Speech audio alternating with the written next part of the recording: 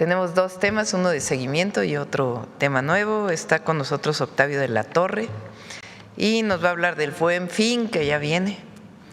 Entonces va a ser la invitación al Buen Fin.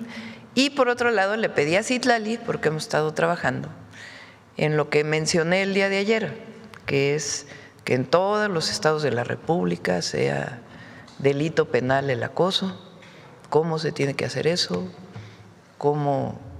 quién debe participar, qué es lo que estamos haciendo, y además de una campaña que, como les comenté, vamos a desarrollar a partir del 25 de noviembre, que justamente es el Día contra la Violencia hacia las mujeres. Bueno, vamos primero con Octavio y luego Citlali.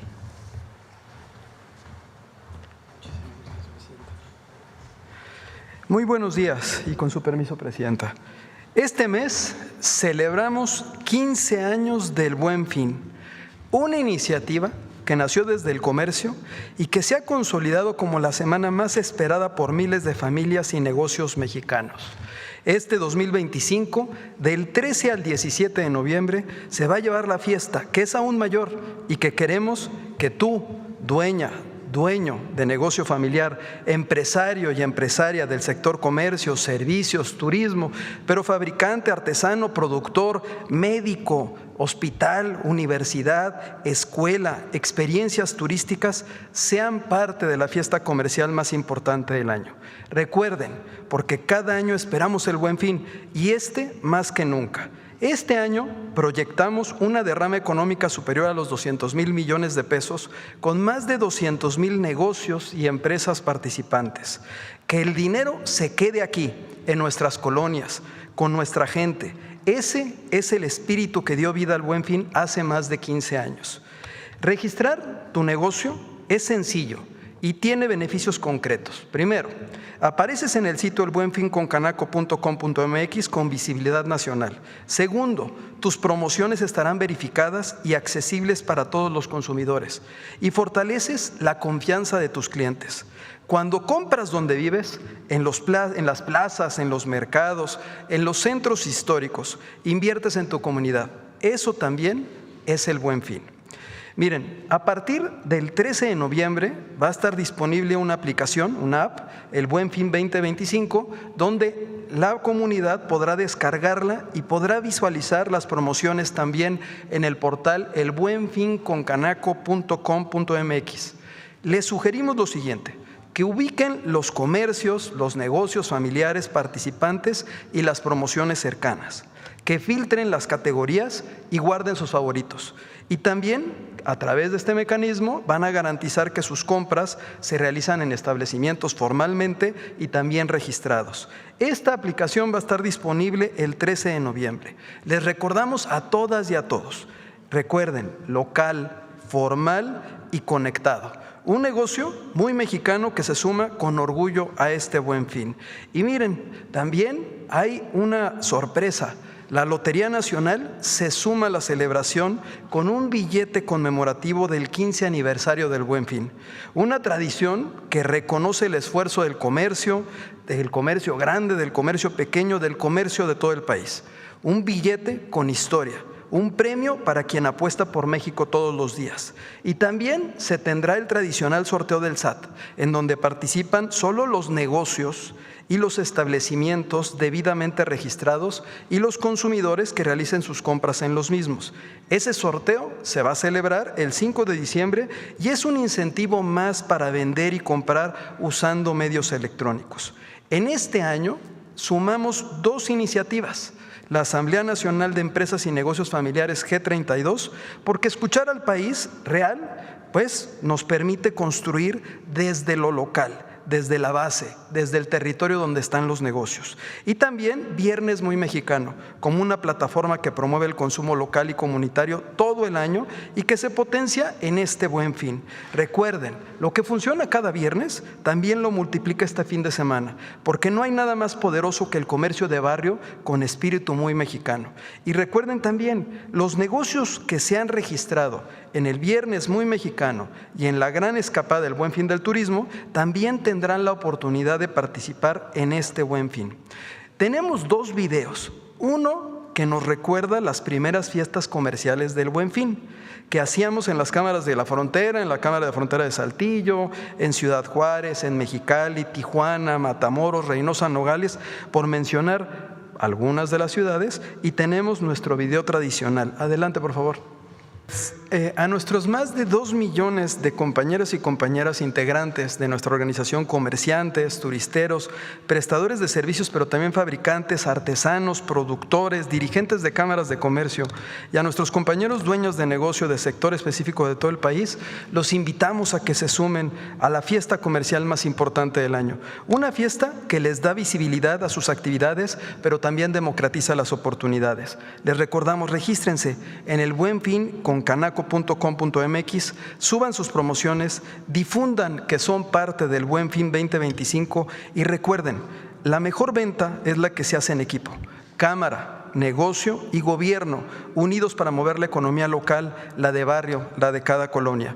Que este Buen Fin hagamos historia con cada venta, que cada cliente y cada comunidad ejerza ahí su poder adquisitivo y compren los locales que se encuentran en su domicilio. Porque comprar lo hecho en México, recordemos, es comprar lo que está mejor hecho.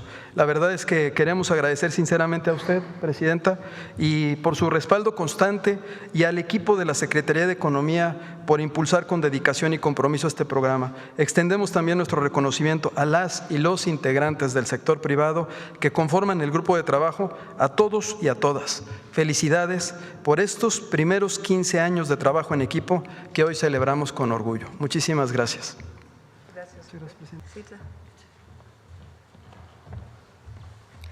Gracias, buen día a todas, a todos. Con su permiso, Presidenta. Primero queremos decirle a todas las mujeres mexicanas, niñas, jóvenes, mujeres en general, que no están solas, que cuando vivan algún tipo de violencia es importante denunciarlo y que sepan que hoy hay una presidenta que les cuida y una secretaría que trabaja todos los días para ello. Y aprovechar, con su permiso, Presidenta, también para hacerles un llamado a los hombres, a que pensemos todas esas conductas, actitudes, acciones que han quizás se han normalizado con el tiempo y que en realidad son parte de estas expresiones machistas o que incomodan o que violentan a una mujer, y recordar que el abuso sexual es un delito. Queremos presentarles este plan integral contra el abuso sexual, de algunas acciones que hemos venido realizando en la Secretaría y otras indicaciones que la Presidenta, como ayer aquí lo informó, nos ha dado. Si le dan a la siguiente. Bueno, el objetivo es fortalecer toda la respuesta institucional, sobre todo en la atención y procuración de justicia hacia las mujeres, que las mujeres se sientan más seguras, que denuncien de manera mucho más ágil y por supuesto que también la sociedad abrace un cambio cultural donde podamos convivir hombres y mujeres de una manera distinta y con respeto. Siguiente. Lo primero, como lo hemos dicho, pues buscamos que el abuso sexual sea un delito grave, que sea sancionado en todas las entidades de la República. La Presidenta nos ha solicitado buscar la forma en que las denuncias sean mucho más ágiles, que las mujeres puedan denunciar cuando viven algún acoso o abuso sexual de manera mucho más rápida y que se disminuya esa ruta cuando hay una denuncia, y estamos trabajando en ello para presentarlos aquí lo más pronto posible. Obviamente queremos fortalecer que esta denuncia busque la mayor protección de las mujeres. Siguiente. Bueno, nada más, digamos, para información, en el Código Penal Federal, en el artículo 260, el abuso sexual es considerado en varias, conceptualizaciones. Son los actos sexuales, manoseos o tocamientos obscenos que recibe una mujer, obligar a la víctima a presenciar un acto sexual o exhibir su cuerpo, tocamientos que representan actos explícitamente sexuales o que obliguen a la víctima a representarlos. Y en el Código Penal Federal hay dos agravantes: cuando hay violencia física en este abuso sexual, la pena es mucho más grande, y cuando esta violencia se ejerce a una persona, vulnerable o a una persona menor. En el Código Penal Federal la sanción es de 6 a 10 años de prisión y hasta 200 días de multa. Siguiente. Informarles pues que hemos realizado este primer mapeo, como la presidenta nos instruyó, de ubicar cómo está en los códigos penales o si existe en el Código Penal este delito.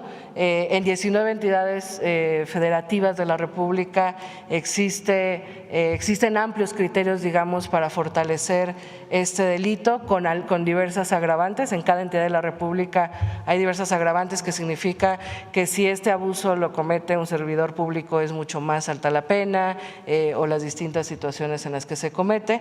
En 9 entidades de la República se tipifica, pero no necesariamente vemos fortalecido este tipo penal, y en 4 se tipifica, pero no se deja claro exactamente qué es abuso sexual. Entonces, lo que nos ha instruido la presidenta es, con esta revisión, buscar que los delitos sean en 4 entidades. Buscar que los delitos, que el delito de abuso sexual sea similar en todas las entidades de la República, para que la sanción sea contundente y para que las mujeres sepan que pueden denunciar cuando viven esta situación.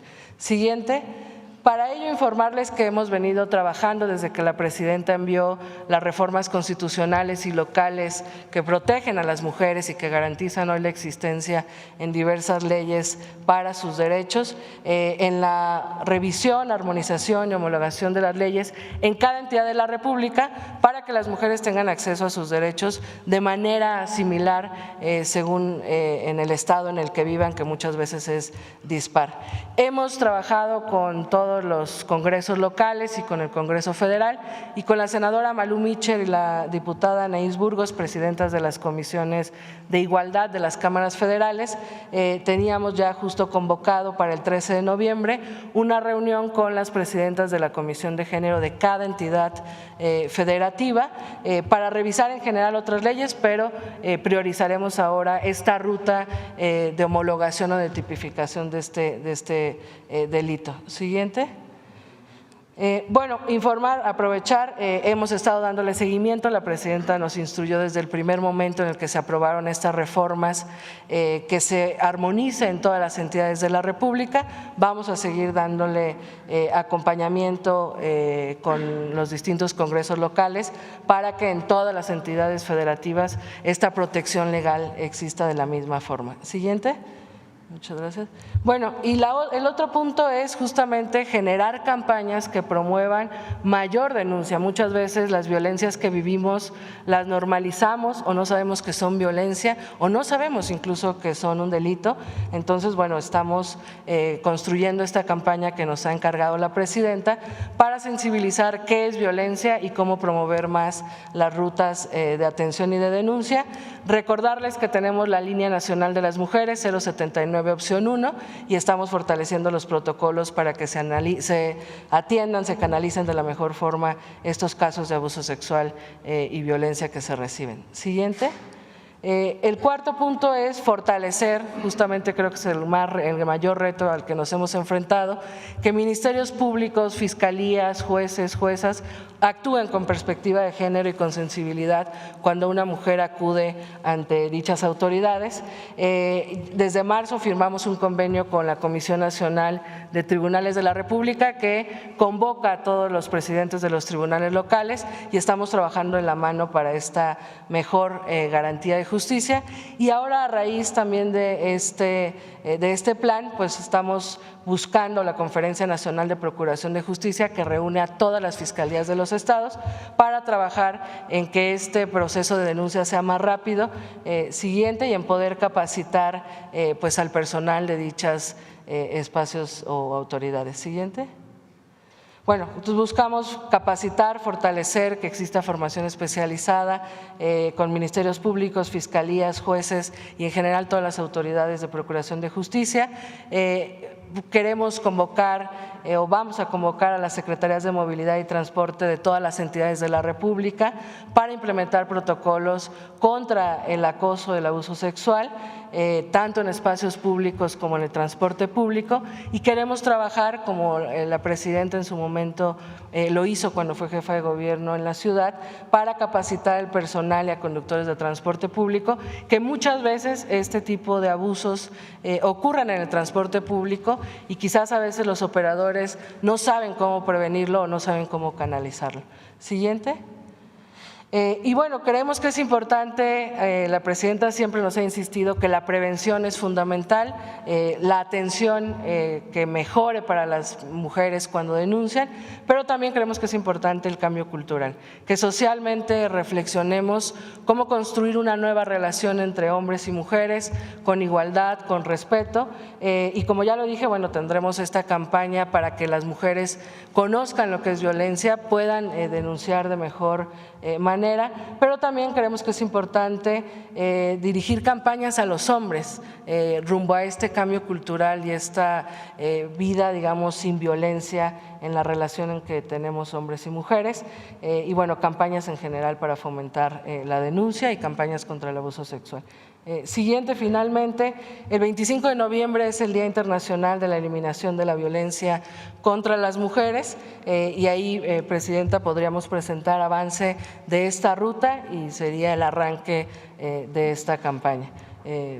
Pues es cuanto, y recordarle a todas las niñas, jóvenes, mujeres que no están solas y convocar a toda la sociedad a construir una nueva relación entre hombres y mujeres donde podamos vivir como iguales, en paz, sin violencia, y que se sepa claro que nunca más puede permitirse ningún tipo de violencia a una mujer y que para eso estamos trabajando como nos lo has instruido, Presidente. Gracias. Bueno, pues esta es la información del día de hoy y pasamos a las preguntas. A ver, ¿quién había quedado el día de ayer? No, espérenme, había… Espérenme. No están los compañeros de ayer, ¿verdad? Ah, sí, perdón, acá. ¿Quién más quedó, hermano? Ya son 36 días. Adelante. Presidenta, qué gusto saludarla. Ramón Igual. Ramírez Gutiérrez, de Noticieros El Reloj de Oaxaca. Primeramente, manifestarle a nombre de varias organizaciones de mujeres la sororidad. Me lo pidieron el día de ayer, que sabía que iba a tener la oportunidad de platicar frente a usted de la sororidad de los oaxaqueños, de las oaxaqueñas, principalmente por la situación que usted vive. Ellas sí le creen. Y creo que es lo importante para las mujeres, creerles. Y bueno, después de esto, Presidenta, en Oaxaca seguimos la situación de los conflictos agrarios, pero resulta relevante una situación muy positiva que acaba de suceder el pasado fin de semana, que retornan en Guadalupe Victoria, del municipio de San Juan Juquila Mijes, después de 9 años de estar, muchas familias, 63 familias retornaron a su hogar. Es una situación histórica para los oaxaqueños. De ahí yo sé que participó la Federación, participó el Estado. De ahí preguntarle, Presidenta, si esta puede ser la fórmula para otras situaciones como la que está pasando en Los Triquis, como la que está pasando en Yosondúa, donde hay desplazamientos internos de poblaciones por situaciones agrarias, por situaciones de conflictos al interior de las comunidades. Y si le vuelvo a repetir, si esta es la fórmula y de qué otra manera puede apoyar la Federación para seguir en esta ruta de que se pueden ir resolviendo estos conflictos que afectan tanto a familias en Oaxaca. El diálogo y buscar el fondo del conflicto y buscar las salidas. Y sí, ese es lo que nos caracteriza, siempre encontrar salidas pacíficas. Y así como en este caso, otros pueden ser más complejos, con agravios diversos, pero siempre pensando hacia adelante. Ahí participan los gobiernos de los estados, la Procuraduría Agraria, la propia SEDATU. Entonces, sí, el camino es el diálogo y encontrar siempre salidas pacíficas a cualquier conflicto. ¿Qué mensaje les mandaría a estas familias que acaban de retornar a sus hogares después de 9 años? Le digo, esto es histórico para Oaxaca. Eso, que siempre veamos hacia el futuro, que el encontrar las salidas a los conflictos, por más agravios, es muy importante, y particularmente en las comunidades indígenas, muy importante. Entonces, que siempre vamos a estar con el pueblo de México, siempre, nunca vamos a abandonar de dónde venimos y a quién y a qué nos debemos. Presidenta, en otra situación también que tiene que ver con grupos indígenas, las personas que están detenidas, hay algunas personas que están detenidas principalmente en el Estado de México y en la Ciudad de México, se han quejado por la situación de alimentación en los penales estatales. Hay una empresa, no quisiera yo mencionarla para no entrar en polémica, pero pues la alimentación que le dan no es la adecuada, se la dan en las manos, se las dan descompuestas, una situación crítica. Es más difícil para las personas indígenas porque pues sus familiares a veces están en Oaxaca y pues los que están de aquí pues de alguna manera los familiares pues le llevan la alimentación a veces cada 8 días, 2 o 3 días y pueden solventar esta situación básica de alimentación que independientemente que estén detenidos pues no pierden sus derechos fundamentales. ¿Qué hacer con esta situación, Presidenta, que no es la primera vez que se denuncia, sino que pues ya se ha denunciado otras veces? Hablo de los penales estatales, principalmente del Estado de México, pero también se da en la Ciudad de México y parece que por ahí hay un monopolio en el tema de alimentación de los penales. Lo vamos a revisar, no debe ser. Todo el mundo tiene derecho a una alimentación más allá de si está en reclusión o no, si está privado de su libertad. Y lo vamos a revisar, vamos a hablar con la gobernadora del Estado de México para ver cómo podemos ayudar a resolver esta situación. En otra situación, el pasado martes usted se reunió con universidades, con los rectores de universidades del país. Creo que es la primera ocasión que sé, al menos yo, que un presidente, que el Ejecutivo, en este caso usted como presidenta, se reúne con los que deben de encabezar la ciencia, la cultura y el desarrollo de este país. Fue muy interesante, pero preguntarle, ¿qué tanto se comprometen los rectores a innovar en la situación de educación en el país? Tenemos retos a nivel global que son la inteligencia artificial, los chips, la innovación tecnológica, el desarrollo social de particular en México, ¿no? En este caso con sus comunidades, con sus localidades que tiene tan particulares, pero también la situación que se da que a veces los rectores se quieren perpetuar en el cargo. Caso particular resaltó porque lo publicó en su cuenta de Facebook el rector de la Universidad de Guerrero, Javier Saldaña, va por su 3er periodo.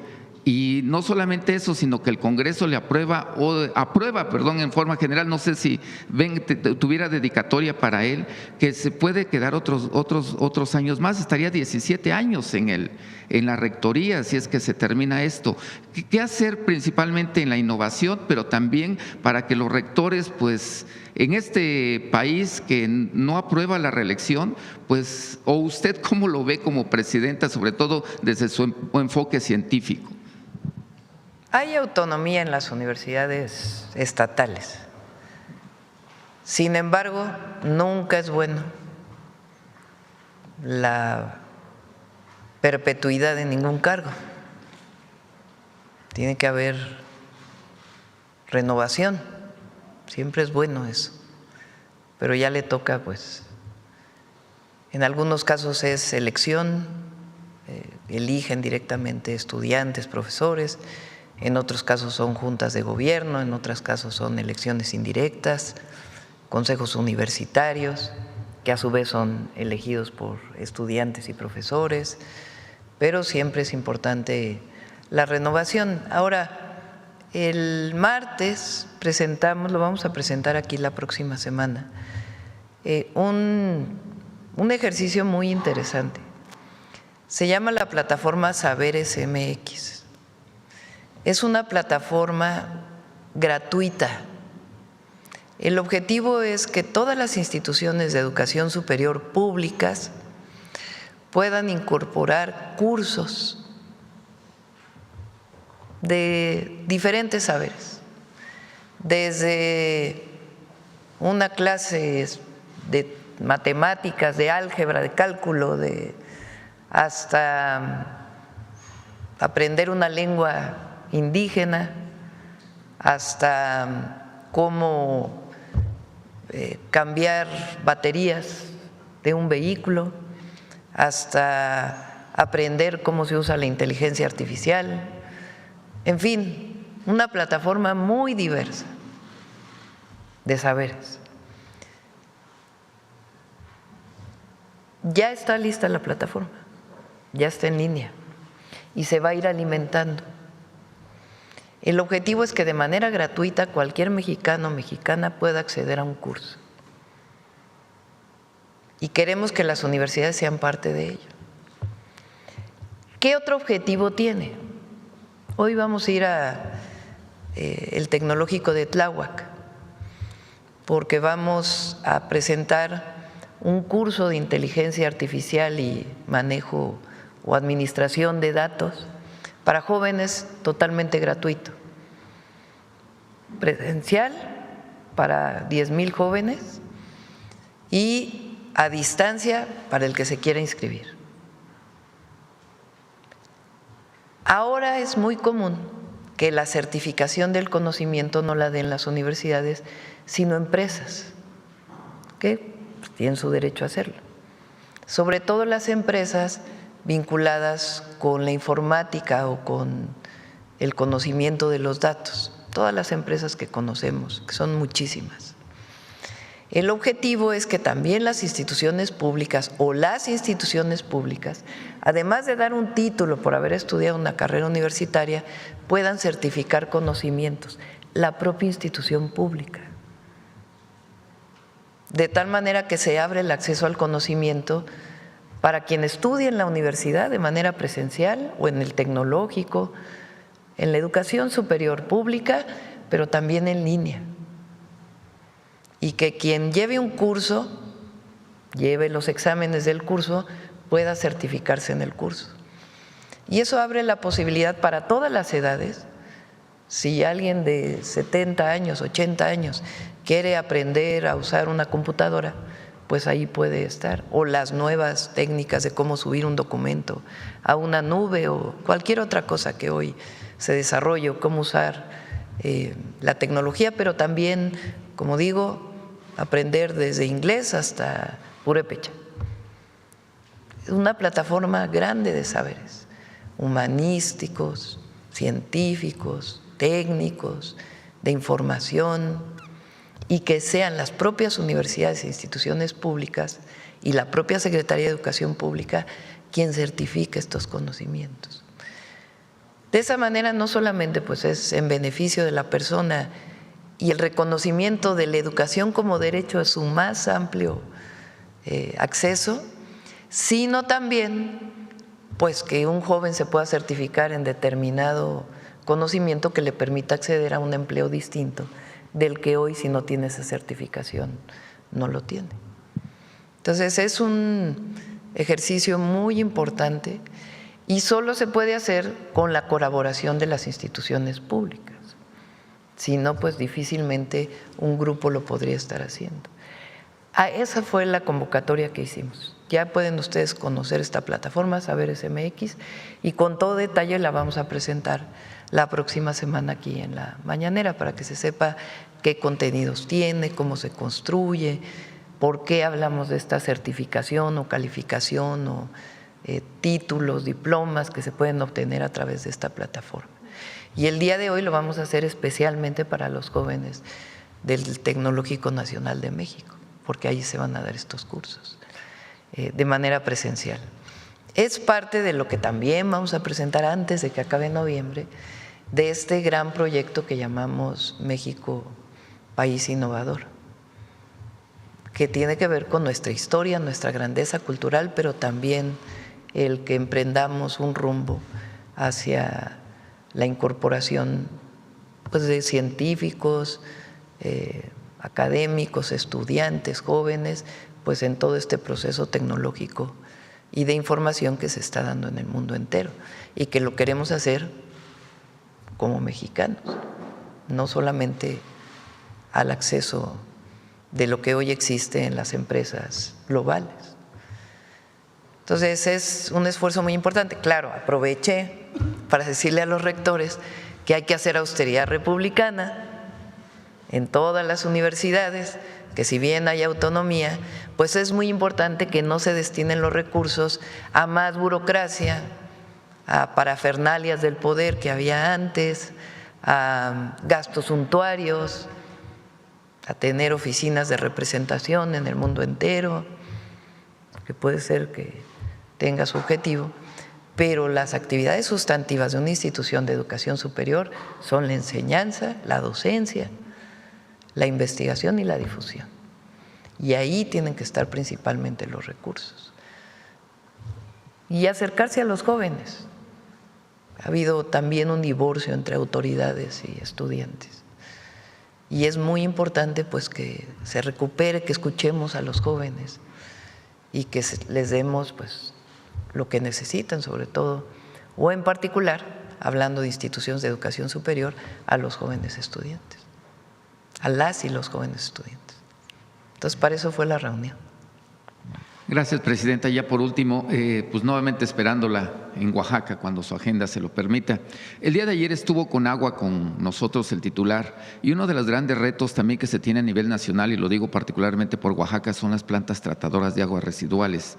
A nivel municipios, a veces a algún municipio no le alcanza, sobre todo en Oaxaca, que son 570, realizar su planta tratadora de aguas residuales, aunque tienen la intención de sanar a los ríos. Mi pregunta es si podría haber algún recurso por ahí extraordinario para poder aplicar tal vez a colonias, tal vez a agencias, hacer y sobre todo la situación de usted, que nuevamente resalto que es científica, apoyarse de alguna universidad para que tengamos innovación en plantas tratadoras de aguas residuales. Son muy costosas y muy difíciles de operar para los municipios las actuales que se están realizando y por lo consiguiente pues no son a veces viables económicamente, pues que ojalá lo pudieran considerar en el presupuesto 2025. Hablo por muchos municipios, lo sé que me están escuchando, pero particularmente por Tlaxiaco, donde se necesita urgentemente una planta tratadora de aguas residuales.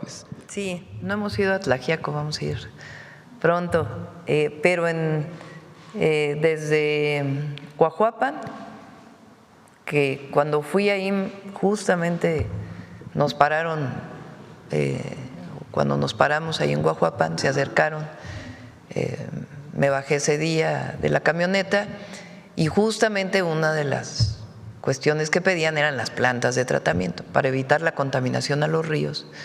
Y también pues eso significa mejor acceso al agua potable. Y entonces estamos haciendo un programa de plantas de tratamiento justamente en la zona.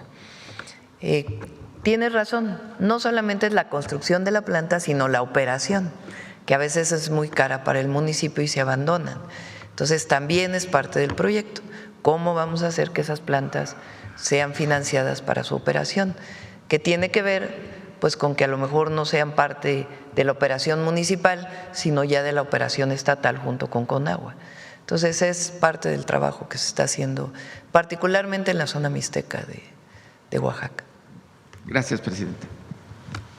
Vamos, ¿quién más? A ver, el compañero que lleva 36 días sin preguntar. Presidenta, con su servidor Carlos Pozos, reportero de la Hormolécula, pues efectivamente 35 porque me está dando usted la oportunidad. Mil gracias. Bueno, presidenta, inicio con una pregunta del sector energético en donde LM Noticias tiene cierta especialización. Resulta que hay un conflicto entre TransCanada o TC Energy con la comunidad agraria de Temoris. En una investigación de LM Noticias y de acuerdo al expediente 1064/2017, hay un amparo concedido y firme que obliga al Tribunal Unitario Agrario a ejecutar forzosamente una sentencia. En acatamiento a dicho amparo del 16 de marzo del 2023, se ordenó que las cosas volvieran a su estado como estaban antes de la instalación de un gasoducto, es decir, que la empresa debió haber retirado un gasoducto de tierras de uso común de la comunidad agraria de Temoris.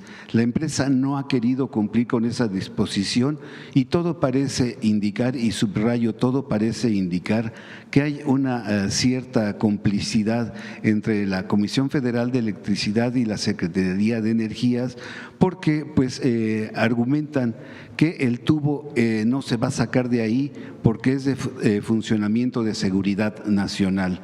La comunidad agraria de Temoris solicita el pago de 200 millones de pesos, como lo señala la sentencia.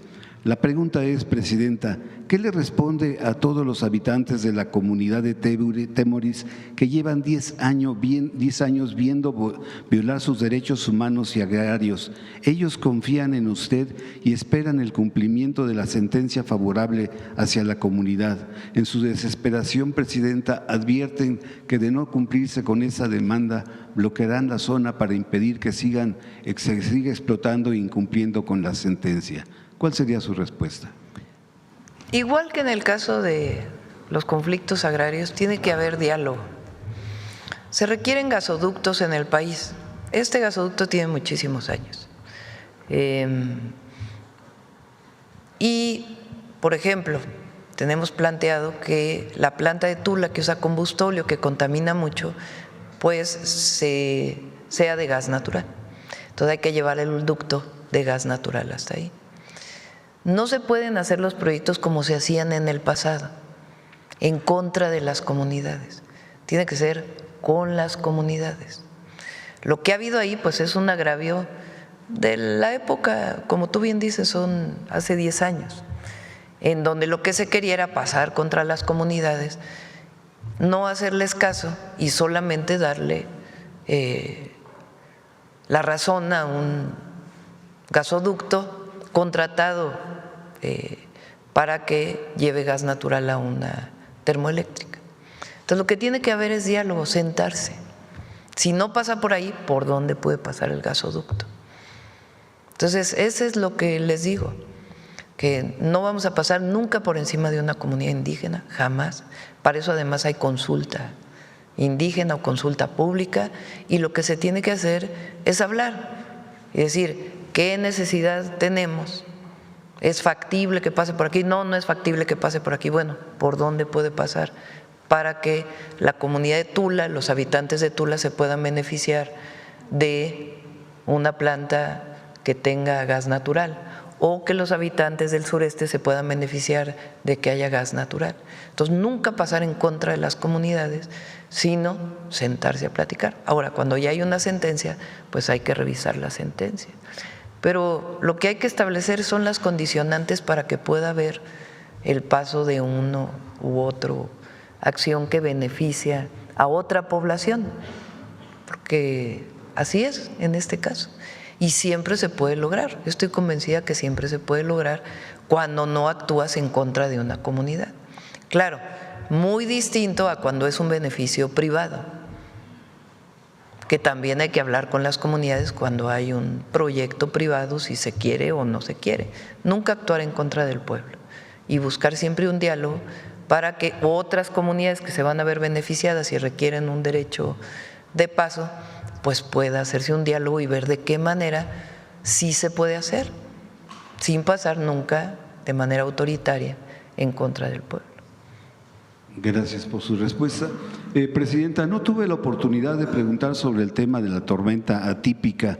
En el antepasado viernes usted, en este ejercicio de comunicación circular, nos dijo que son perfectibles los alertamientos de tormentas y huracanes. El doctor Luis Roberto Acosta, él es mexicano, pero él es director del Climate Institute y ha venido trabajando con los sistemas de cómputo satelitales más avanzados que permiten anticipar con gran precisión eventos climáticos como los ocurridos los días 10 y 11 de octubre en nuestra República Mexicana. De hecho, el doctor trató, Roberto Acosta, de advertir sin éxito de la catástrofe. Estos modelos fueron desarrollados por las más importantes instituciones del clima como la NOAA, que es la Oficina Nacional de Administración Oceánica y Atmosférica de Estados Unidos, y de la Universidad de Colorado. La pregunta es, Presidenta, ¿sería posible entrar en comunicación para instalar estos sistemas de advertencia para evitar que vuelvan a suceder este tipo de tragedias en nuestro país? ¿De dónde es el investigador? Él es de Climatet Institute, el Instituto del Clima en Estados Unidos. Sí, pues que entre el meteorológico en contacto con… Luis Roberto Acosta. Sí, para el meteorológico, que es parte de lo que estamos trabajando, se requiere mayor número de mediciones y también, o mayor instrumentos de medición, vamos a ponerlo así, y también de procesamiento de datos, porque a veces es demasiada información.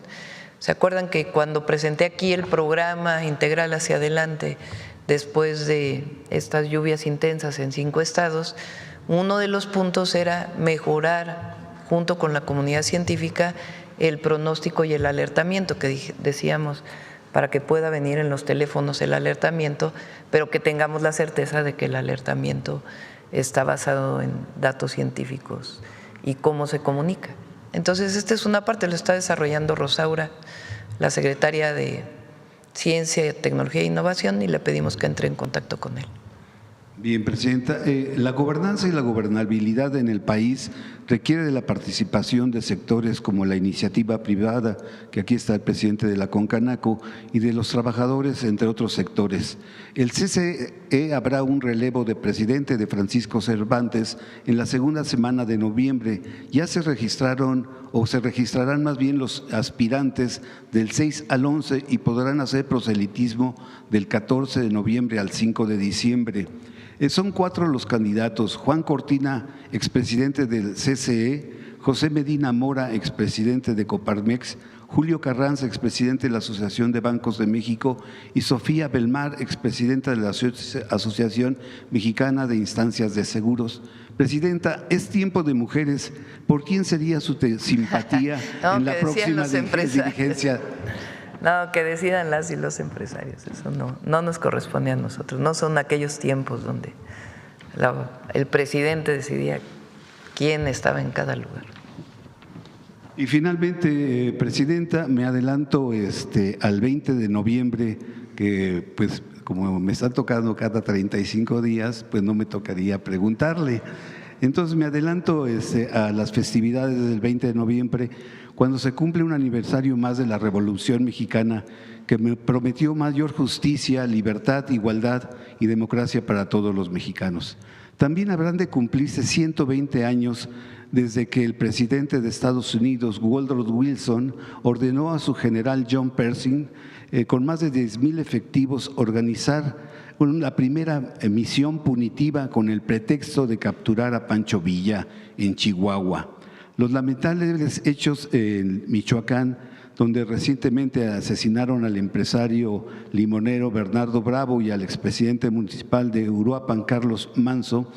A estos sucesos, Caroline Leavitt, que es la vocera, aseguró que presidente Trump valora la coordinación con su gobierno en materia de seguridad.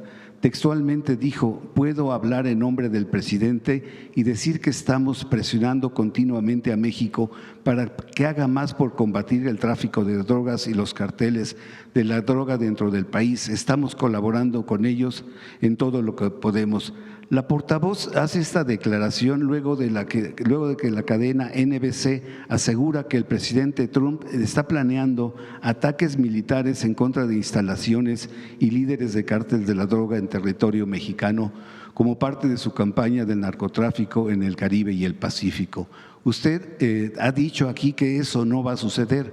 La pregunta es, Presidenta, ¿está descartada permitir una acción y una misión punitiva como sucedió en 1916 y en 1917 en su administración? ¿Una acción qué? Punitiva. ¿En qué sentido?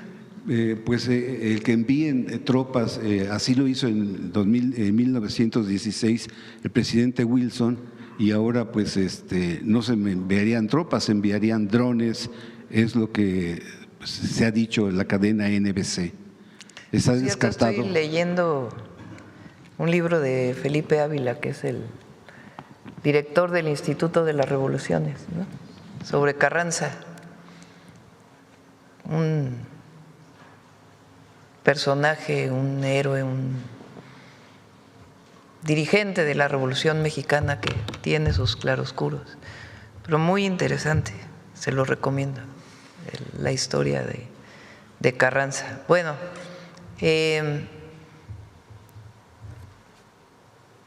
No va a haber intervención de los Estados Unidos.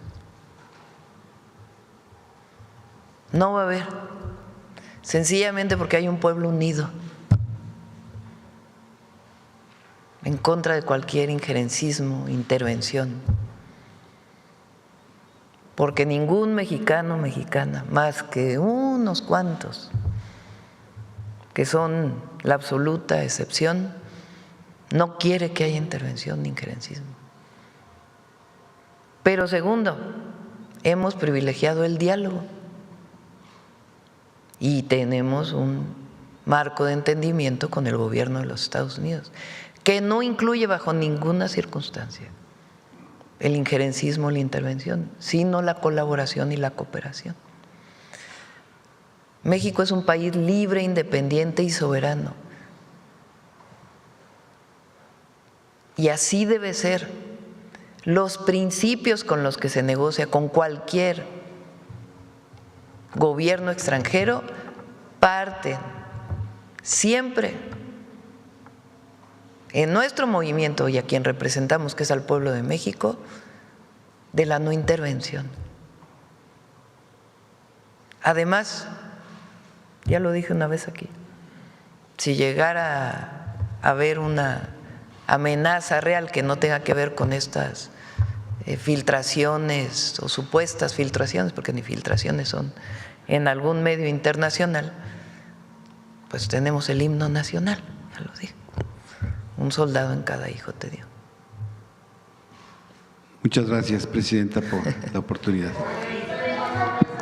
El otro día me criticaron porque dije que habían violado, me dijeron, ¿no? Ya ven que están esperando a ver qué dice la presidenta para sacar un tuit en este instante, a ver qué dice la presidenta para poder escribir, a ver cómo la criticamos.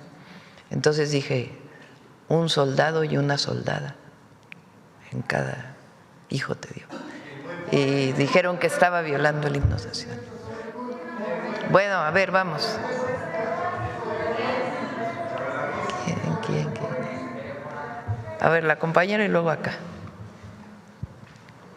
Buenos días, Presidenta. Yaret Arcinega, de Revista Fortuna. Aprovechando que está aquí la secretaria Citlali y que también está Educación, preguntar si en esta parte del cambio cultural se estaría pensando en implementar algunas materias y talleres desde la educación básica para hacer una deconstrucción pues más de fondo, para concientizar a los niños sobre esta parte de la violencia, del acoso, de toda esta parte de entre géneros. Noemí, ¿quieres contestar?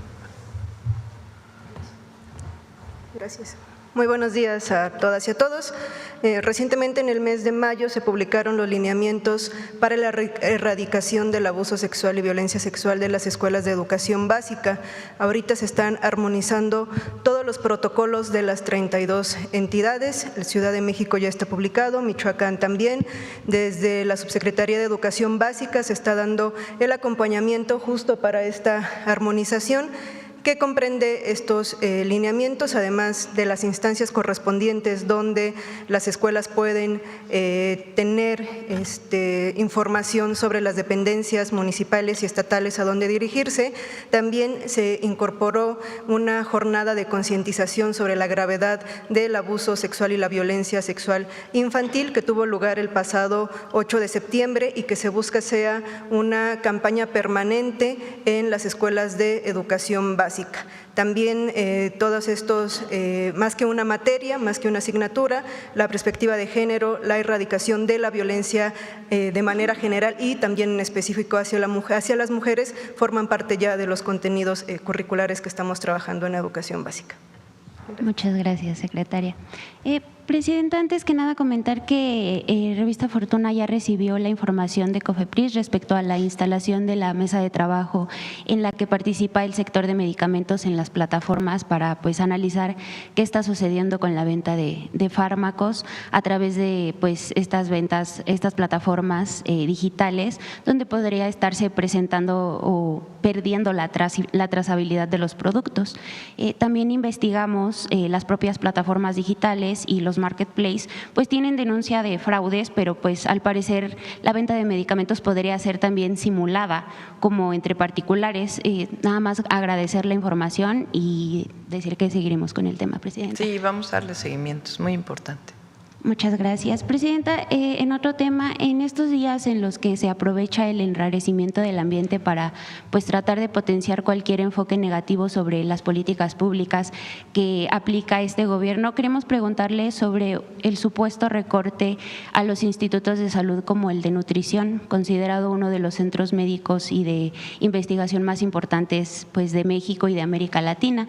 Preguntarle, Presidenta, si este recorte se consolidará, ¿cómo se explica esta decisión con la operación del IMSS Bienestar y qué le diría a aquellos mexicanos que están preocupados porque consideran que se va a dañar uno de los niveles pues hospitalarios más de alto nivel al que los mexicanos y mexicanas sin seguridad social pues podrían tener acceso?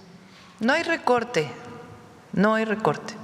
Salud es de las áreas o de los sectores que más aumento presupuestal tiene.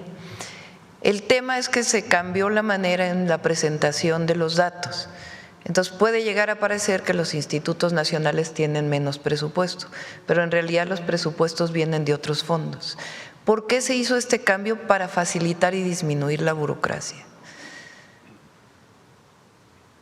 Todavía en el gobierno federal hubo cambios con el presidente López Obrador, pero todavía hay una burocracia enorme para poder ejercer los recursos.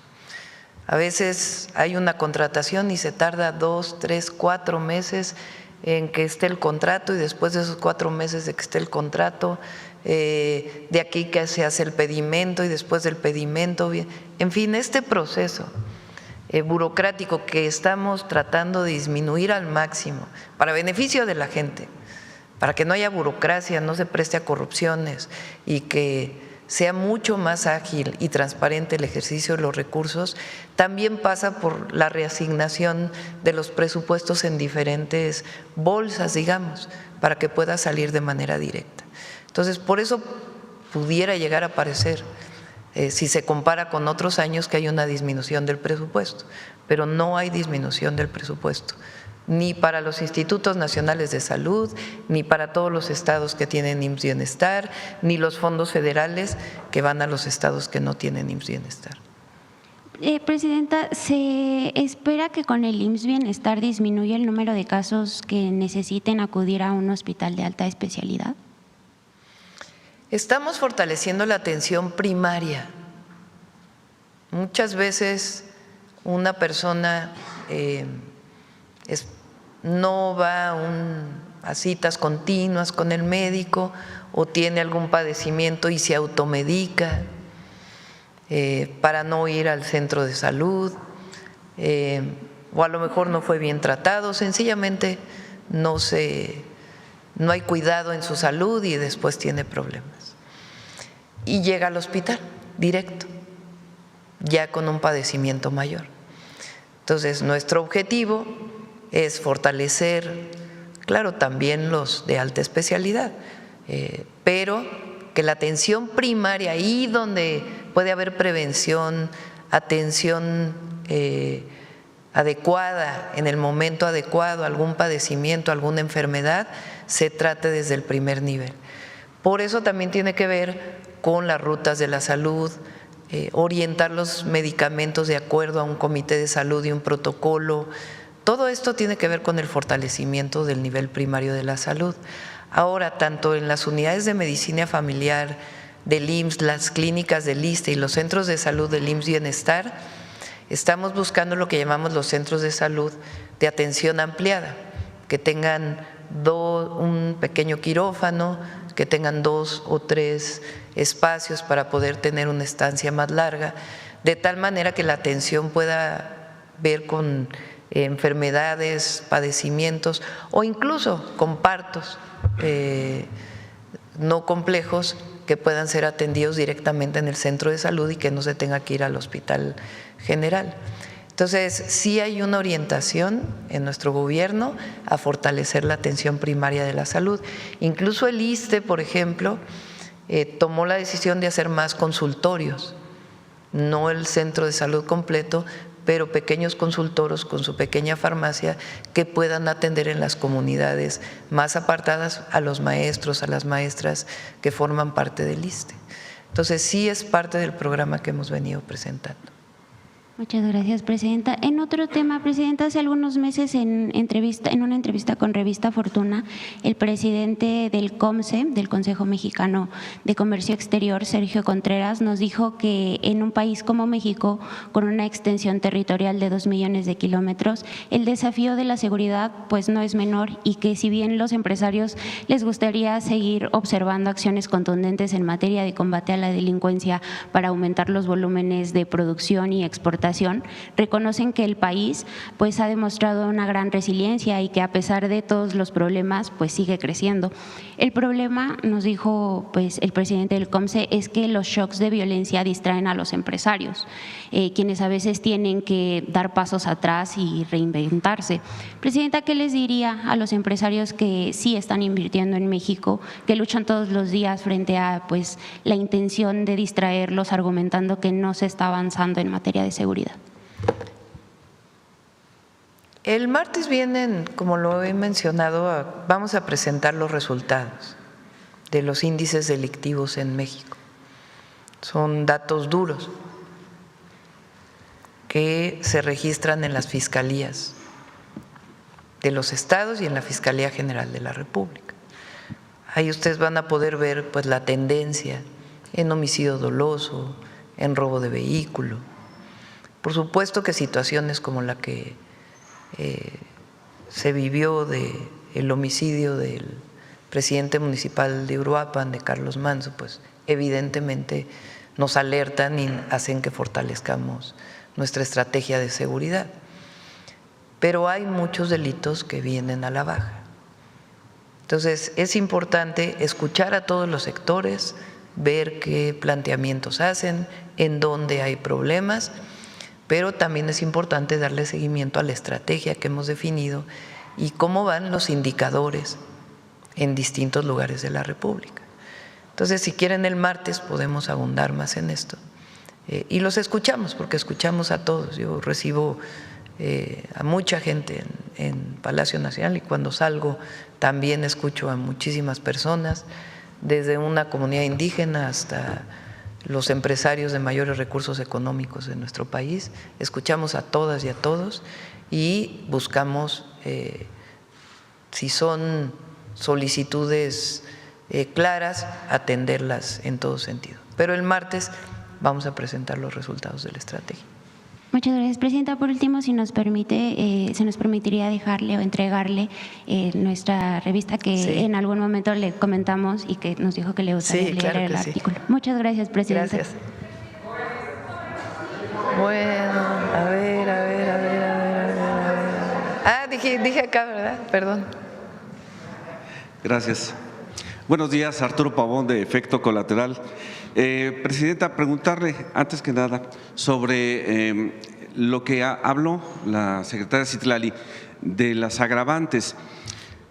Seguramente en algún vericueto legal se va a encontrar que la persona que cometió acoso hacia su persona va a salir libre porque no estaba consciente, porque estaba alcoholizado. Lamentablemente muchos abogados se van sobre eso y salen libres las personas que hayan cometido incluso hasta un homicidio, pero pues estaba alcoholizado, cometen accidentes de tránsito y en esta ocasión pues lo que le sucedió. ¿Qué se puede hacer para eso? ¿Cómo se puede luchar contra ese tipo de vericuetos legales en los que pues, sería necesario, mejor decir, que sí es agravante el estar alcoholizado y cometer algún delito? ¿Quieres comentar? Sí. De hecho, en algunas de las legislaciones locales es agravante que se cometa un abuso sexual en condiciones de, ya sea de alcoholismo o de abuso de alguna sustancia. Entonces, justamente por eso esta revisión que nos ha encargado la presidenta nos permite ubicar todas las agravantes que hay en cada entidad y tener el mejor tipo penal posible, para que no haya ningún vericueto y fortalecer la procuración de justicia que tiene que garantizarse cada vez más para las mujeres. Muchas gracias, secretaria.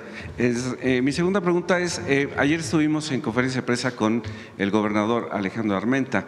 Él mencionó que ya tienen localizados algunos terrenos donde se van a reubicar las comunidades que lamentablemente pues, fueron dañadas, pero ahora lo complejo va a ser quitar el arraigo de esas personas a esos lugares. Ya no pueden regresar porque hay deslizamientos constantes, estaban a las veras de los ríos y seguramente habría peligro otra vez. Entonces, ¿qué se les puede decir? ¿Usted qué les diría como presidenta a estas personas para que accedan a reubicarse en otros lugares?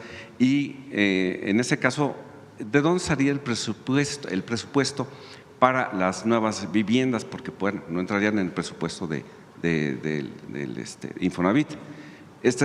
¿Cómo sería este presupuesto? Aprovecho para informar, ayer lo dije, pero lo insisto para que nos escuchen, sobre todo en los 5 estados en donde hubo personas damnificadas. Hablo de Veracruz, Hidalgo, Puebla, Querétaro y San Luis Potosí.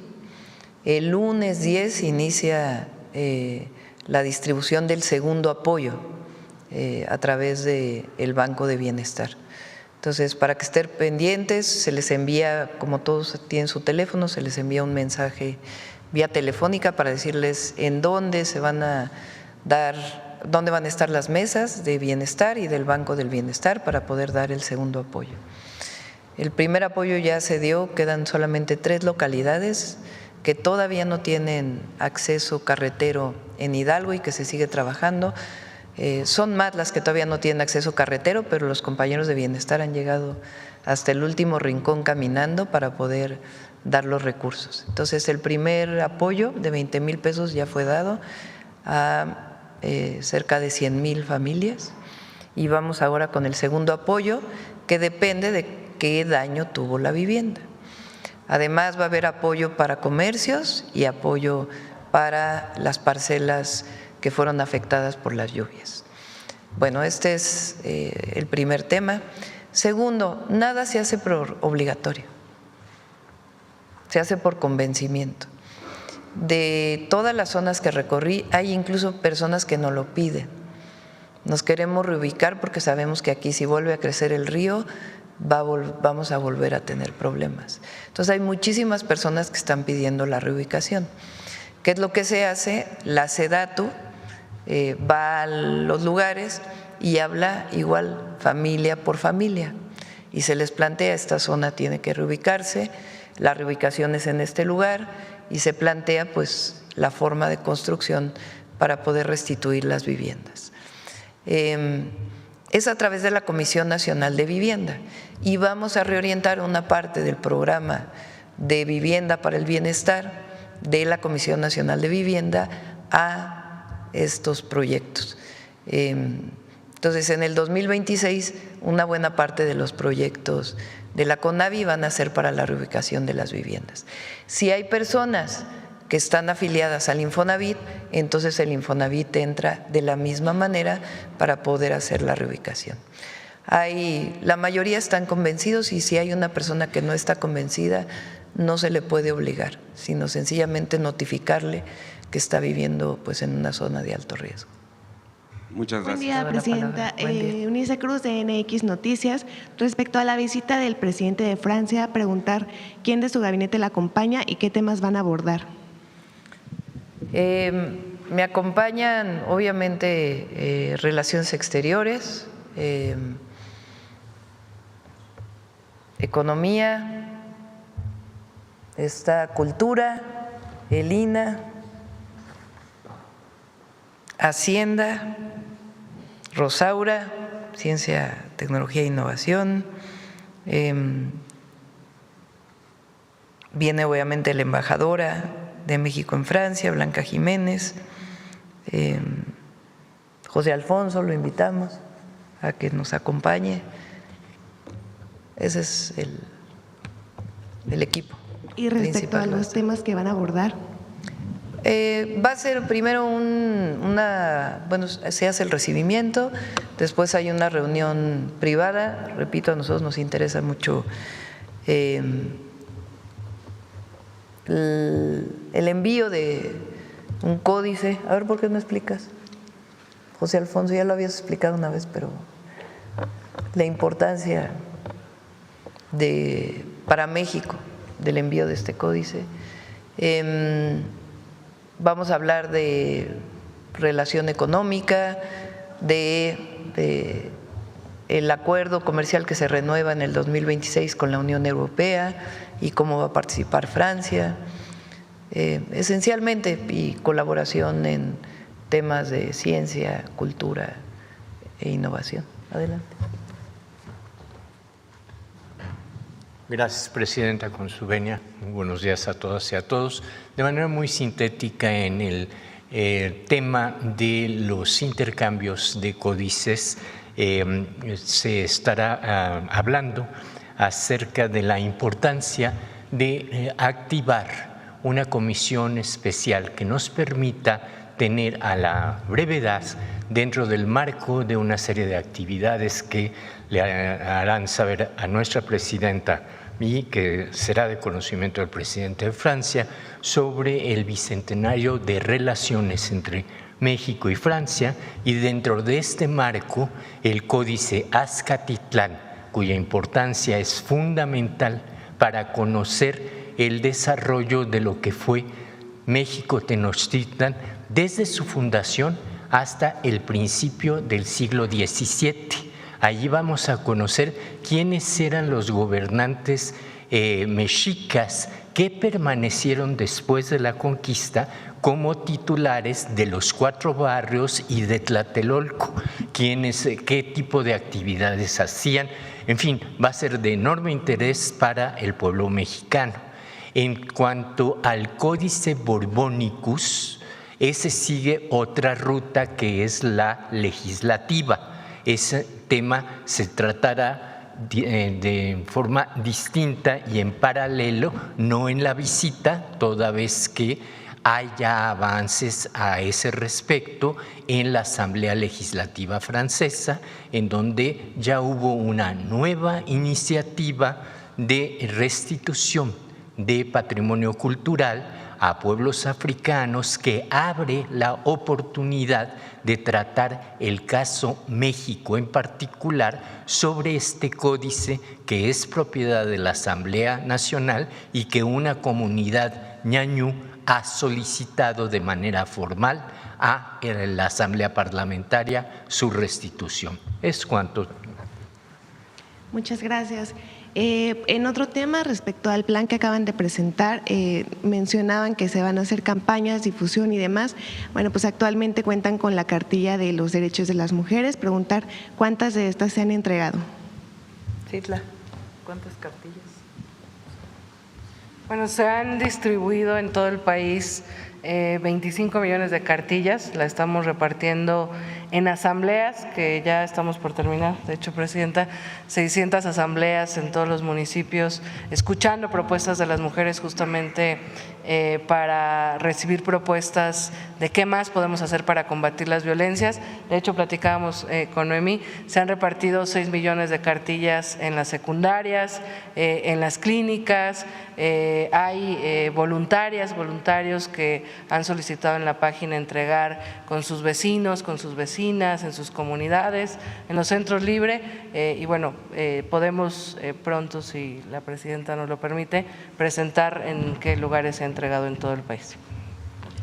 Muchas gracias. Aprovechando que aquí está la secretaria, pues preguntar si tienen actualizaciones del colectivo No Más Presos Inocentes, del que varios colectivos y víctimas se han quejado que se manifiestan de manera agresiva, incluso que revictimizan a las víctimas.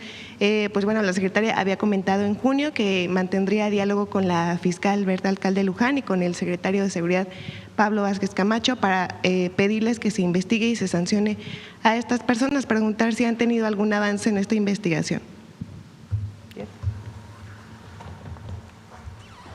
Sí, es un grupo de distintos hombres que se han organizado bajo consignas muy pues agresivas, que sostienen que algunas mujeres denuncian violencia con el fin de tener dinero y otras expresiones.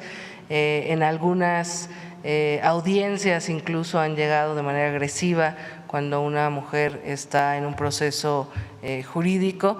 Y bueno, la Fiscalía de la Ciudad de México, que fundamentalmente es aquí donde este grupo ha estado pues inhibiendo o acosando a algunas víctimas, está dándole seguimiento al tema. Gracias. A ver.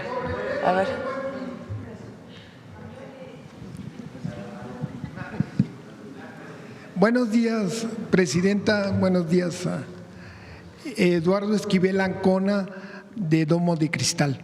La primera pregunta es, ¿cómo pueden constatar que son verdaderas ofertas ahora en el Buen Fin? Porque hay mucha gente que se queja de que le suben los precios y luego los bajan cuando el Buen Fin y pues queda lo mismo, ¿no? ¿Cómo pueden constatar que es de verdad una oferta para este Buen Fin y los consumidores estén ciertos de que es oferta? Profeco despliega tanto en las tiendas pequeñas, medianas, grandes en todo el país y hace una revisión permanente. Entonces, si alguna persona tiene alguna denuncia relacionada con el Buen Fin, de algún engaño, de algún precio que está disminuyendo y no es así, que por favor utilice la línea de Profeco. En una segunda pregunta también quisiera preguntar los resultados del Viernes Muy Mexicano. ¿Qué resultados tienes? Ya llevamos 2 meses, se ha acrecentado los pequeños comercios. A mí me gusta mucho en lo personal esta iniciativa. Adelante. Gracias, Presidenta. Fíjate que le ha gustado a la población. O sea, la segunda edición se empezó a sentir. La población ya buscaba los lugares donde habían los engomados, creció la distribución de engomados, tenemos ya 400,000 engomados repartidos en todo el país, se movieron los registros en línea, hubo sobre todo municipios que ahora registraron más negocios, pero también lo que vimos es que se empezó a contagiar la población, especialmente en las comunidades y en los barrios, al buscar en los negocios que forman parte de su localidad. O sea, se ha generado conciencia de que la soberanía también se hace con la compra y que esa compra que se hace en tu local, en tu localidad, donde te conocen por tu nombre, pues genera también recursos para que se paguen becas, para que se pague renta, para que se pague empleo, para que se paguen sueldos, ¿no? Para que suban distintos servicios. Hoy en día tenemos ya en la página de Viernes Muy Mexicano más de 25,000 negocios registrados con promociones. No los bajamos durante todo el mes, los mantenemos todo el mes y les damos un poco más de impulso con sus promociones para el último viernes. En este caso también en noviembre va a haber un último viernes que va a ser el Viernes Muy Mexicano. Esta segunda edición la enfocamos en generar que se acercaran los derechohabientes al Infonavit para gestionar su crédito de manera directa, sin intermediarios, a través de las plataformas, pero sobre todo que ese crédito lo aprovecharan y lo utilizaran para remodelar su patrimonio, para mejorar su casita, para mejorar su consultorio, su negocio. Y hubo una respuesta muy interesante.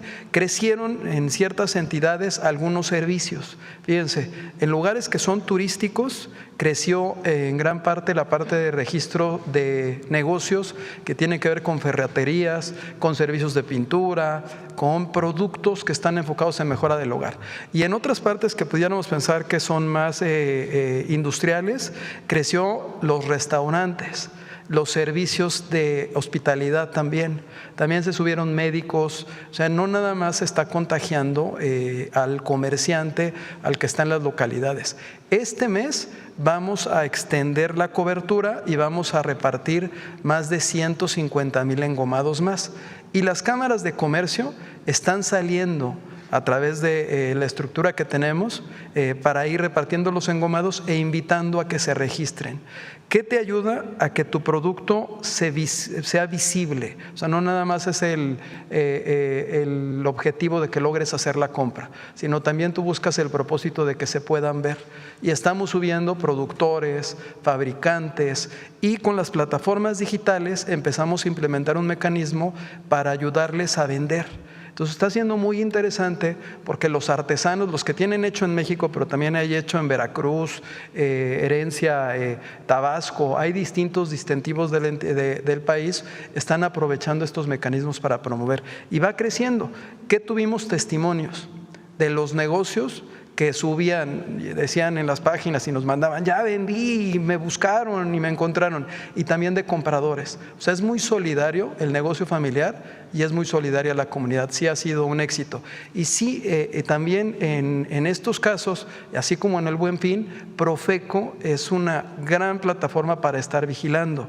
Profeco venía en la presentación, se mencionaba que tiene un comparativo de precios para el Buen Fin, en donde se pueden estar revisando y comparando los precios. Nosotros replicamos ese trabajo que hace Profeco con toda su estructura, y la realidad es que es un trabajo que hacen muy bien y ha sido muy, muy activo por parte del procurador. Gracias. Muchas gracias. Gracias, presidenta. Por último, quisiera preguntar, presidenta, dos empresas controlan el 90% del mercado de la harina de maíz.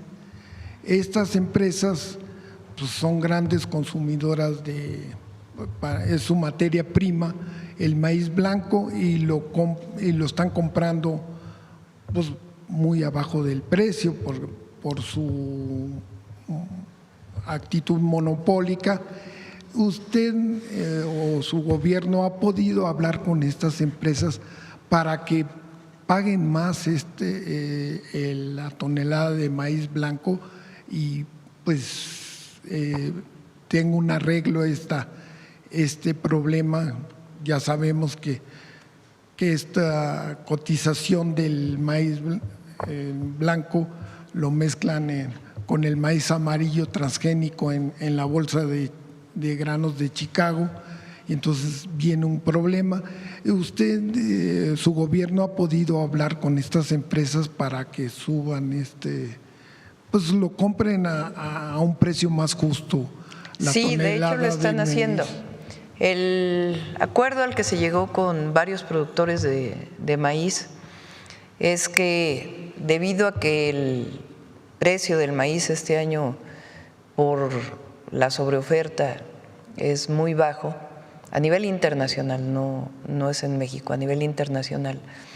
El mejor precio del maíz es una colaboración triple. Una, las empresas que compran el maíz y particularmente las harineras, son dos empresas mexicanas y una Cargill, que también es Minsa, Maseca, Cargill, las principales, aunque hay otras.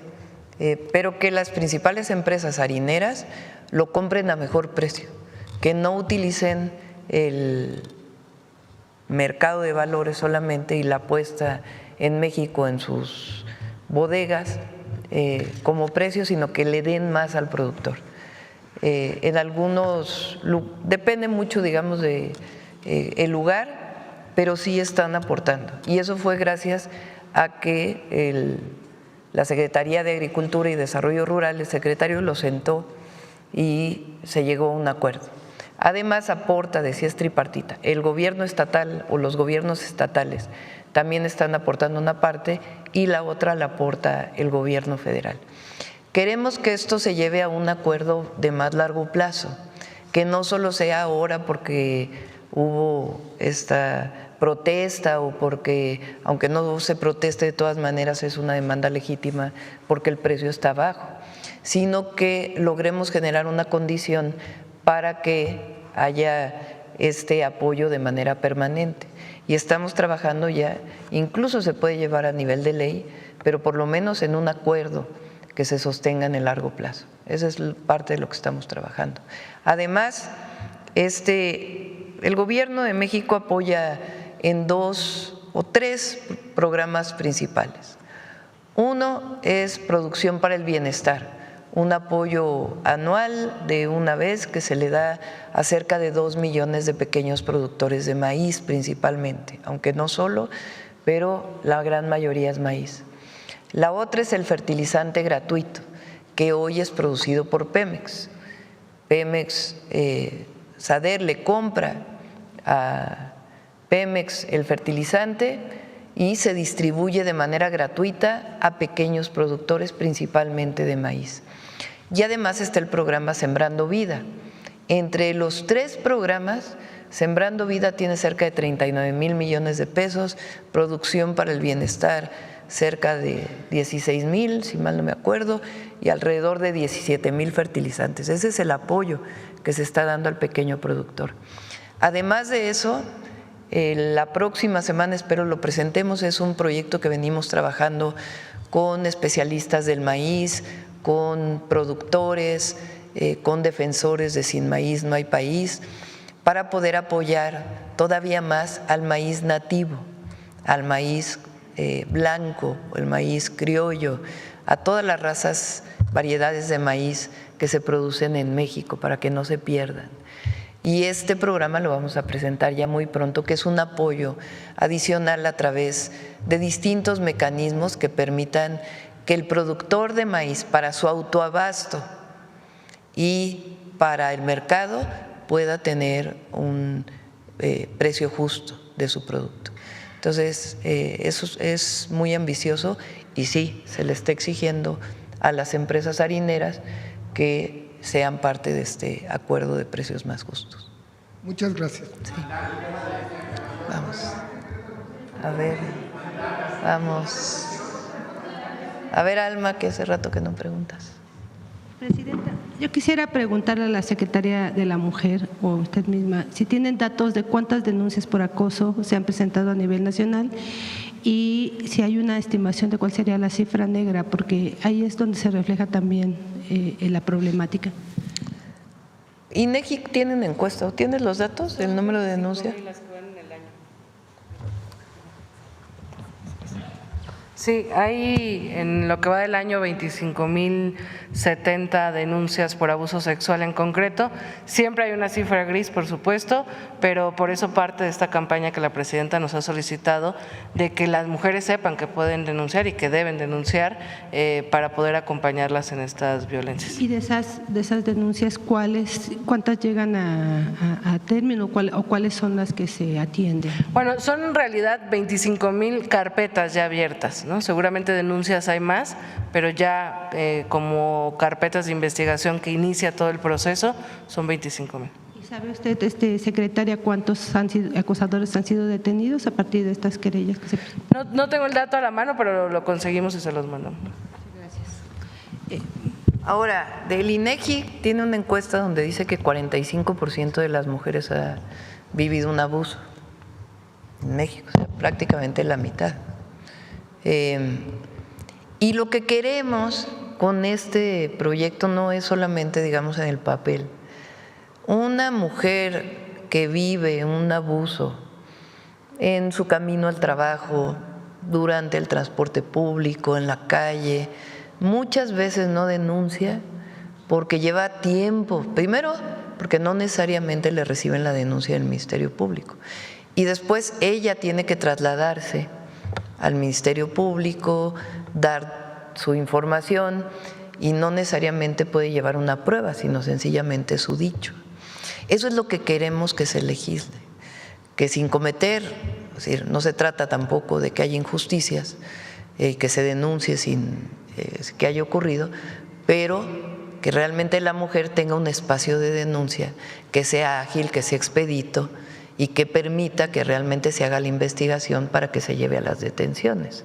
Ese es el objetivo de hablar con las fiscalías, de trabajar con las legisladoras, para que realmente se legisle y sea real, que la mujer no se sienta sola en nuestro país y que haya un sistema de justicia que la respalda. Entonces, de eso se trata este trabajo que estamos haciendo. Y además está el número 079 que estamos fortaleciendo, opción 1. Ahí es para la denuncia por teléfono de si se ha vivido un acoso. Muchas veces el acoso incluso es de familiares. Lamentablemente, digamos, la violencia mayor contra las mujeres, que es el feminicidio, que es quitar la vida de una mujer por el solo hecho de ser mujer, en la gran mayoría de los casos se comete por una persona cercana. Entonces, una denuncia previa de eso que está ocurriendo, queremos que se haga a través del 079, opción 1, Y atrás de ese número de teléfono pues están todas las instituciones para proteger a la mujer, a nivel federal y a nivel estatal. Entonces, que esto que ocurrió pues sirva para que las mujeres realmente no se sientan solas en una situación de acoso, de abuso en nuestro país. Y para ello pues tiene que haber instituciones y un gobierno que las respalde. Presidenta, en su caso, son 10 días para que pueda ratificar la denuncia, si no mal recuerdo. ¿Usted ya tiene previsto cuándo iría y en dónde sería? Sí, ayer pregunté a la fiscal, está por decirme, envié una carta con pues todo como son las denuncias penales, explicando todo el caso, y la fiscal de la Ciudad de México, la Fiscalía de la Ciudad de México, está por comentarme si hay que ratificar y cuándo hay que ratificar y cómo. Muchas gracias. Retomando el tema de los productores de maíz, se reactivaron también bloqueos. El acuerdo ha sido con 3 estados, si no mal recuerdo. ¿Qué va a pasar con el resto? Porque siguen exigiendo precio justo para la tonelada, a pesar de todo este apoyo que ya es muy poco. Y también, como lo dije el otro día, también hay intereses políticos también en algunos de estos cierres. Y lo decimos responsablemente, porque la mayoría, la gran mayoría, ya firmó con la Secretaría de Agricultura y están por abrirse las ventanillas para poder tener acceso a este recurso que sería el próximo año. Es decir, ya no puede haber mayor apoyo por el momento para todos aquellos que siguen exigiendo. No, es el apoyo que hemos establecido y es un esfuerzo muy importante que estamos haciendo para poder apoyar a los productores. Por otro tema, Presidenta, sobre esta decisión de la Administración Federal de Aviación de Estados Unidos de reducir el tráfico aéreo en 10%, ¿qué impacto tiene en México? ¿Usted ya le informaron cuál es la problemática que tenemos? Sí, la decisión es debido a este cierre temporal que tienen del gobierno federal, que no sabemos cuánto va a durar, y le pedí hoy en la mañana al secretario de Infraestructura, Comunicaciones y Transportes que nos pudiera hacer una revisión. Todavía no me manda la tarjeta, pero con gusto lo informamos. Espero que no sea afectado tanto México, pero es todo el mundo, no es una situación para México. En ese marco está también pues el anuncio de que iban a quitar también o estaban dando una instrucción a Estados Unidos para lo de las aerolíneas, que ya no vuelen del AIFA. Va a haber reunión la próxima semana con Estados Unidos y esperemos que ahí se llegue a un acuerdo. ¿Para resolver esto de las aerolíneas? Para resolver el tema del AIFA, ¿se acuerdan? Sí. Que el tema de la carga en el AIFA y que estaban planteadas una serie de sanciones. Va a haber una reunión la próxima semana y esperemos que ahí se entienda cuál es la problemática de fondo y se puedan llegar a acuerdos. Por mi parte, solo quisiera preguntarle, en el caso de Movistar, anuncia que sale de México, hoy tiene una intención, pero también tiene un adeudo millonario que con un amparo también la antigua Corte pues había quedado ahí pendiente. ¿Cuál es la exigencia que le haría a esta empresa? Es mucho dinero lo que deben también. Vamos a pedir una tarjeta para que nos digan en qué situación estaba en este momento para poderlo informar. Gracias. A ver acá. Sí, gracias, Presidenta. Demián Duarte, de Sonora Power, la revolución que llegó del norte. Presidenta, le tenemos que preguntar sobre la situación de lo que ocurrió el 1 de noviembre en Hermosillo. Mire, este asunto pues, ha ido creciendo en términos de lo que es la indignación popular en la capital de Sonora. Usted tiene los datos, hubo 23 personas que lamentablemente fallecieron, hay 12 personas heridas, incluso una persona ayer por instancias del gobierno de Sonora fue trasladada a una clínica especializada en Phoenix, en quemaduras. Ahora, el tema es que ayer el gobernador Alfonso Durazo ofreció un mensaje a la comunidad, a la sociedad sonorense, donde habla de que se va a hacer justicia y que se va a conocer la verdad de fondo en este asunto, aunque duela. Esas fueron las palabras del gobernador. El clamor popular dice en Hermosillo que pues, este tema tiene que ver con negligencia criminal, que tiene que ver con corrupción, y me llamó la atención por ahí un dicho de uno de los líderes del comercio organizado, y aprovecho que está aquí Octavio de la Torre para ver si nos puede comentar al respecto, de que el 90% de los comercios, por lo menos en el centro de Hermosillo, no tienen actualizada la norma de protección civil. Esto es muy grave, evidentemente, porque nos pone en riesgo a todos. Imagine usted, vamos a comprar alimentos, ropa, cualquier cosa, a los negocios, comercio establecido con la confianza de que están aplicando la norma de protección civil y evidentemente pues no se está aplicando. Hay 4 inspectores, por ejemplo, para el caso de la inspección, válgame la redundancia, de que se cumpla con la norma en términos de lo que es la protección civil. Es imposible que 4 inspectores puedan revisar a 1000 negocios y tenerlos en regla de manera cotidiana. Entonces, preguntarle, Presidenta, su opinión al respecto de esto. Tenemos confianza, evidentemente, en que la autoridad, la Fiscalía General del Estado, el gobernador, pues hagan justicia, se han comprometido a ello.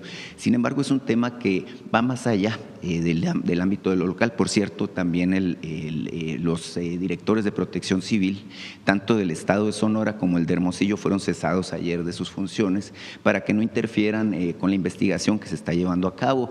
Dijo el fiscal que se ha tenido ya interrogatorios, entrevistas en la investigación con personas de los 3 niveles de gobierno, funcionarios, incluidos funcionarios del gobierno federal.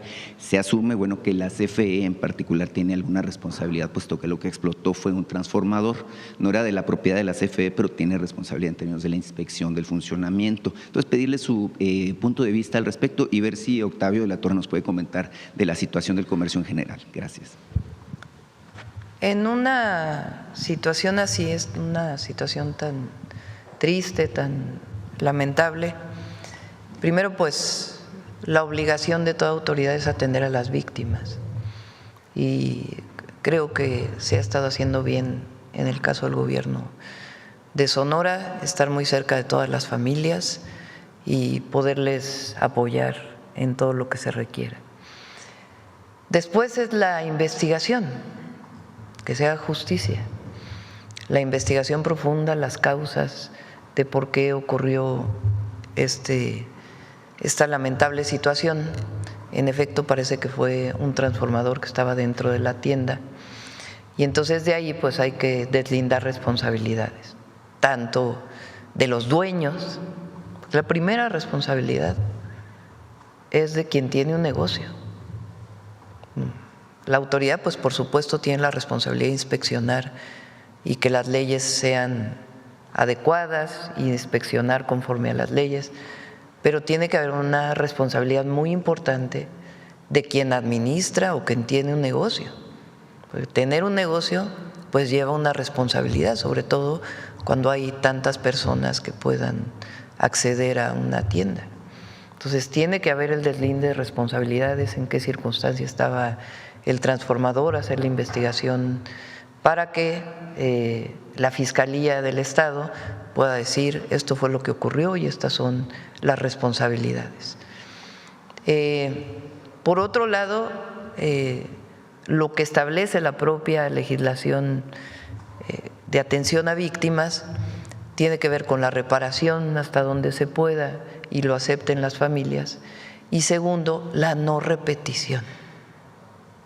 Y eso es muy importante, para que en la medida de lo posible se disminuya al máximo la probabilidad de que ocurra una situación como esta, pues tiene que ver precisamente con la revisión de las leyes de protección civil, quién tiene esas responsabilidades, cuántos inspectores hay, qué tanto debe haber terceros responsables. Por ejemplo, en la Ciudad de México se modificó la Ley de Protección Civil y además de los propios inspectores, se habilita a los especialistas en protección civil, como es el caso de los DROs en la revisión de las estructuras o de los especialistas estructuristas, para que un tercero acreditado pueda hacer estas revisiones y pueda ampliarse, y quien de una lista que exista de especialistas lo pueda destinarle el recurso, el negocio, para poder tener pues la certificación de protección civil. Entonces, todo esto debe ocurrir en el caso de Sonora: atender a las víctimas, cumplir con la ley de atención a las víctimas y al mismo tiempo la justicia y la no repetición de un caso así. Y eso es lo que yo estoy segura que va a ocurrir en el caso de Sonora. Sí, se conoce que es un caso del ámbito local, evidentemente pues tiene que ver con la situación que se vive en Sonora, en Hermosillo en particular, pero nuestra sociedad pues quedó marcada, Presidenta, por el caso de la guardería ABC, que evidentemente pues fue muy notorio, motivó cambios incluso en las leyes de protección civil. Hay una ley 5 de junio justamente que promueve la garantía de no repetición. Lamentablemente pues pasaron 16 años y se repite un hecho, no en las mismas circunstancias, pero bueno, al final de cuentas es la población civil la que padece las consecuencias con esta situación de muertes, heridos y demás. Evidentemente en Sonora pues necesitamos esta garantía de que haya justicia. E insisto yo, pues hay confianza en que se esté haciendo el trabajo de manera correcta. No sé si será posible que la directora de la CFE o alguien relacionado con este asunto pues pueda ofrecer información al respecto, porque la CFE no ha respondido justamente las dudas que se han planteado al respecto. Sí, todo tiene que haber transparencia y también lo que se requiera de la investigación que está haciendo la Fiscalía. ¿Cómo no? En otro tema, Presidenta, mire, le quiero plantear un asunto que tiene que ver con salud, en Hermosillo en particular, pero es un tema que atañe a toda la región noroeste. Existe un hospital del ISSSTE, que es el Hospital Fernando Ocaranza. Me hubiera encantado poder hablar con Martí Batres sobre el tema. Es un hospital que en su tiempo se le compró a una institución de salud privada, que es el Hospital San José. Tiene más de 45 años en operación, es un hospital que atiende a los servidores públicos del gobierno federal justamente de Sonora, pero esta infraestructura de la que dispone el hospital pues está rebasada desde hace mucho tiempo, tiene 79 camas de estas que tienen sensables y bueno, tiene un área de urgencias también. Sin embargo, la demanda de servicios es muy superior. Hay 300,000 derechohabientes del sistema del ISSSTE en Sonora. Y bueno, se sabe que se tiene prevista la reubicación y modernización de las instalaciones de este hospital. Me contactaron justamente los integrantes del sindicato, la Federación de Servidores y Trabajadores al Servicio de los Estados, del Estado, y me dicen, bueno, que ellos tienen una visión un poco distinta y le quieren hacer una propuesta de que se busque la manera de construir en Hermosillo, sí, un hospital nuevo, pero que sea un hospital general de zona. Eso es lo que están planteando. ¿Por qué? Dicen, porque actualmente la posibilidad que tienen ante la sobredemanda que hay de este servicio es trasladarse a Sinaloa, a Culiacán en particular, con las complicaciones del caso y con los riesgos, que ellos asumen que hay respecto a su seguridad. Me dicen que en todo caso agregar especialidades, generar, esta nueva infraestructura permitiría atender a los derechohabientes no solo de Sonora, sino de Sinaloa y de las 2 Baja Californias, que esto permitiría pues tener la capacidad de atender la demanda de 1,200,000 derechohabientes, que son justamente pues quienes trabajan directamente con el gobierno federal y las distintas instancias. No sé qué le parece y si pueda comentar al respecto. Le pedimos a Martí que se ponga en contacto para ver esta opción que estás planteando y en uno de los martes que viene Salud que pueda contestar esta pregunta. Claro, en este mismo tema, Presidenta, mire, le platicaba la otra vez que hablamos aquí que colaboro como corresponsal de un medio de Aguascalientes que se llama LJ y Tercera Vía. Justamente Aguascalientes en el esquema de salud es uno de los estados que no han federalizado y no han entrado al esquema de IMSS Bienestar. La pregunta que me han hecho pues personas, ciudadanos del estado de Aguascalientes es cómo se está abordando justamente el acceso a los servicios de salud como lo mandata la Constitución para las personas ciudadanas de estados, como es este caso, y tengo entendido que hay otros 7 estados además de Aguascalientes que no han entrado en el esquema, válgame pues, de establecer este acuerdo con la Federación. Se hablaba hace 2 días de que justamente Yucatán se incorpora, pero pues hay una duda respecto a qué pasa con los derechohabientes de los servicios de salud en términos de lo que dice la Constitución respecto a esta ausencia que tienen estos estados. Creo que está Durango, Coahuila, Chihuahua, además de Aguascalientes, entre otros. Depende de los estados, firmar o no ser parte del IMSS Bienestar.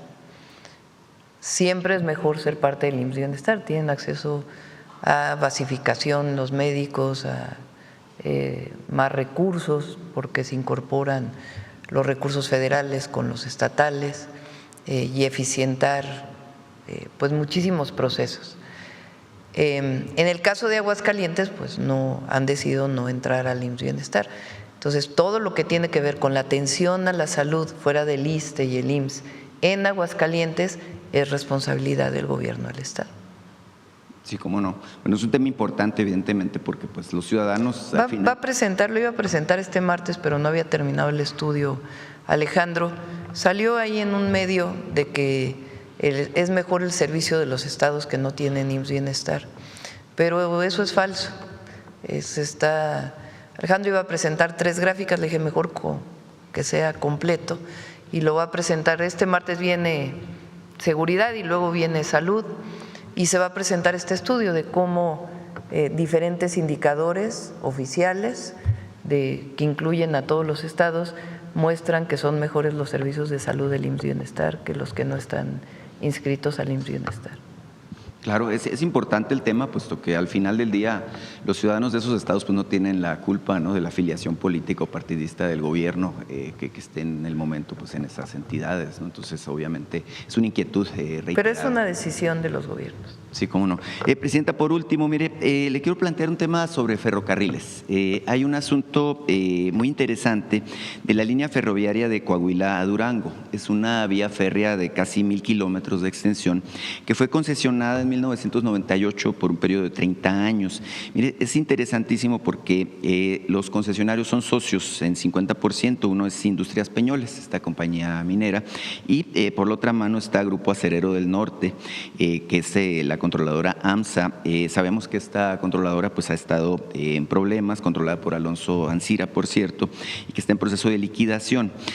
Bueno, decirle que se vence esta concesión justamente en el año 2028 y que parte de los compromisos de los concesionarios es regresarlas en buen estado y con capacidad operativa. Estas vías, bueno, pues actualmente están realmente muy dañadas, prácticamente han sido saqueadas incluso para venderlas como fierro viejo, pues lo que son las vías del ferrocarril y otros elementos. Entonces, preguntarle, Presidenta, número uno, si usted está informada, consciente de esta situación y obviamente, bueno, número dos, preguntarle qué expectativa tiene del retorno de esta vía, porque no es la única. Mire, yo que soy de Sonora, sé que una situación similar ocurre en el caso de la concesión que tiene Ferromex en la vía de Nogales, Cananea y que va hasta Agua Prieta. Entonces, es un tema importante, sobre todo pues en su proyecto de unir con ferrocarril pues prácticamente al norte del país con el centro. Vamos a invitar sí lo estamos trabajando. Es una vía muy importante, sobre todo en el momento en que AMSA operaba. Por cierto, esperemos que este mismo año la jueza que está encargada de este proceso pueda ya resolver para beneficio de los trabajadores de AMSA. Se ha estado ahí trabajando y platicando en el marco de su autonomía por parte de la Secretaría de Hacienda y esperemos que pueda ya resolver este proceso.